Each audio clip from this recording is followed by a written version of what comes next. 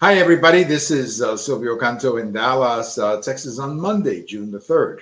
Welcome to the first show of June and welcome to the month of June. I hope everybody had a good weekend. We're going to talk today about the elections in Mexico. It just happened on Sunday, and I've got a few thoughts about this despicable conviction that came out of New York. But I got to say something. I am not a fan of the women's NBA or WNBA or whatever it is. I have never seen a game.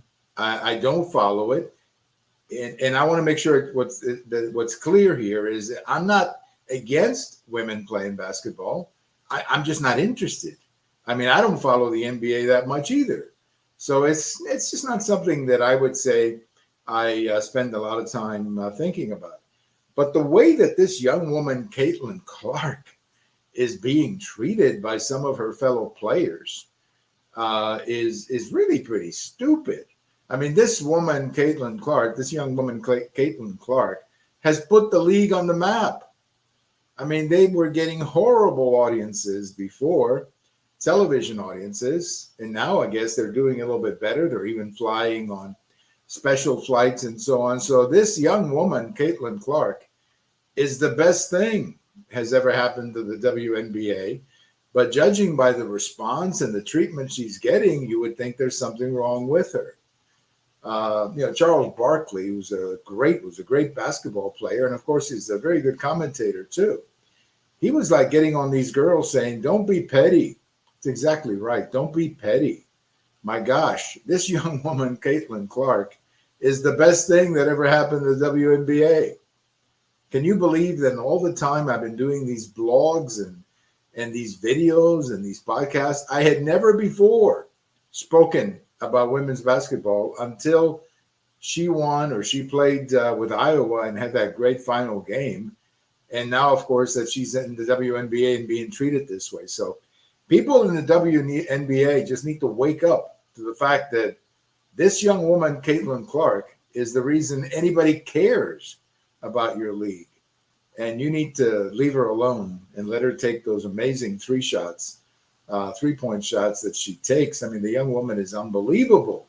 What else can you say about her? But lay off, Caitlin. She's your meal ticket. She's your meal ticket in the WNBA. Well, let's talk a little bit about what happened in Mexico. The headline is that Mexico has its first woman president, and that is correct. Scientist Claudia Sheinbaum, who was a former mayor of Mexico City, is now the new president of Mexico. She's a very smart woman. I believe she's 61 years old. Her name comes about because her family came to Mexico. Her grandparents moved to Mexico from Hungary after the war or before the war. She's not just the first woman president, but she's going to be the first Jewish Mexican to be president of Mexico. She's a very smart woman. Let's just give her credit for that. And her rise in the political game came about because she became associated with the incumbent President Lopez Obrador. And that's how she got the nomination of his party. And that is how she won the election. And she won the election fairly easily. The problem for most Mexicans, and I've spoken to many of them, and by the way, I have a post coming out about this on Tuesday morning. The problem for most Mexicans is that they don't really know who she is. And that's because unless you live in Mexico City, you don't really know much about her. It's like, for example, if you're the mayor of New York City, most people outside of New York don't know that much about you. Well, it's sort of the same way down there. Mexico City is a very important, obviously, political jurisdiction, but for many Mexicans across the country, it doesn't really mean anything. So she was the mayor of Mexico City. And, by all accounts, she was a decent mayor, nothing fantastic, nothing terrible. And she does have a reputation of being from the left center. But on the other hand, people who know her say that she's a very pragmatic person and she's more issue oriented or solution oriented than ideology. Again, I don't know that because I haven't lived down there. I'm getting some very serious reviews, mixed reviews about this lady. Some people like her. Other people say she's going to be a puppet of Lopez Obrador, who is a very strong personality and someone who may go down in history as one of the most important uh, Mexican presidents, not because he did a good job, but just because of his popularity and personality. So the best we can do with Miss Claudia Sheinbaum, now president-elect of Mexico, the best we can do is just wait and see what happens. She does have a tremendous interest in green energy, what we would call green energy. How that can be translated into success for Mexico, I don't know. So we'll have to wait on that particular point. There are some issues that the country has.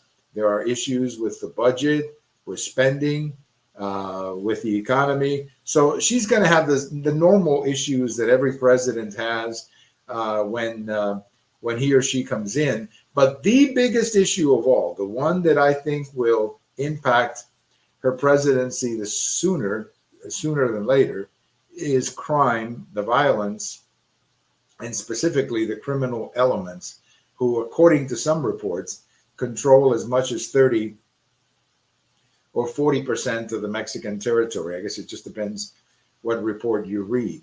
And how she's going to deal with this problem, which is a daily problem for most Mexicans, I don't know. I don't know. This is going to be, I think, her biggest challenge. How she works with either President Biden or President Trump when he gets back in, how he deals with the American president over the border, over the cartels, is also another very important issue. So we don't know. We don't know how this is all going to turn out. So all we can do is hope for the best.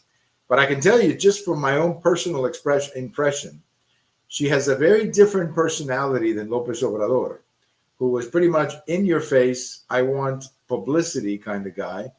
Whereas I think she's more of a backstage kind of lady who I don't think she likes all of the attention in contrast to Lopez Obrador. So we'll see how Mexico reacts to that.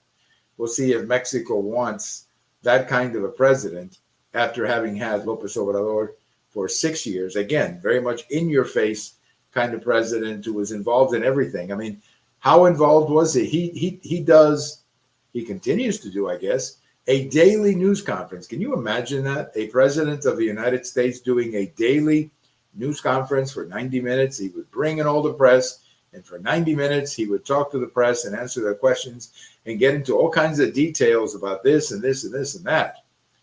I mean, that's the kind of guy he is. He's a very smart man. He's a very smart man. And he knows how to handle the media as well as any politician I've ever seen. I don't think she's going to be that way. She's a very smart woman, but I don't think she's going to have the political skills of Lopez Obrador. So we'll have to wait and see how this happens. One bit of information, too, about Mexico is that the Morena, or the majority party, is now going to control the legislature, the House, and the Senate. And that is going to give the new president tremendous powers to get a lot of things done. So we'll see how that works out and how much Mexicans like that kind of absolute power in the hands of a Mexican president. We're just going to have to wait and see how it all turns out. By the way, as far as I can tell, most people voted okay. There were some problems, though, in some parts, including here in Dallas. There were some problems, but I don't think the problems would have changed the results any. So let's hope that Mexico can fix some of those problems for people living overseas who had to go in person to vote at the Mexican consulate. You know, maybe they can do it online and save themselves a little bit of hassle by having people show up at the consulates all over the world. Well, the Trump conviction continues to be the leading story in the country. There is a great editorial today in the Dallas Morning News called a tragedy, talking about this indictment and conviction and basically saying what a farce it is. This is a misdemeanor that should have been settled out of court or in court, maybe have him pay a fine, something like that, and leave it at that. There was no reason to bring in this extra crime or this second crime and turn it into a criminal case with a jury and a judge. That was completely unnecessary. And then, but the reason they did that is because they wanted to convict Trump. They wanted to put the word convicted felon next to his name. I hope that the appeal process goes through quickly, and I hope that this is all reversed. And then I hope the Congress brings in Mr. Bragg and the judge to the Congress for some explanations as to what happened. There was a lot of crazy things that happened in that trial, procedural things that should not have happened. Just listen to Alan Dershowitz, who's not a Republican. Just listen to Jonathan Turley. Just follow the number of law professors and legal experts who have been opining on this, saying there's lots of problems here, lots of reasons to appeal, lots of reasons to reverse this conviction. So let's hope it works out, because this is a travesty. And the bottom line is that it's dividing the country in ways that we may never get back. You know, once you cross these lines, it's very difficult to get back. And that's why I would love to see the Supreme Court step in and kill this conviction, as well as bring an end to all of this lawfare that is killing the country and putting one America against another. And it's not solving anything, except promoting this hatred between people. This lawfare is doing the country a tremendous amount of harm. And maybe the Supreme Court can step in and say, enough is enough. We're going to end all of this. And, you know, if you have a problem, that's why we have elections. If you don't like somebody, that's why we have elections. Thank you for listening. Thank you for watching. This is Silvio Canto in Dallas, and we'll talk to you later. Bye-bye, everybody.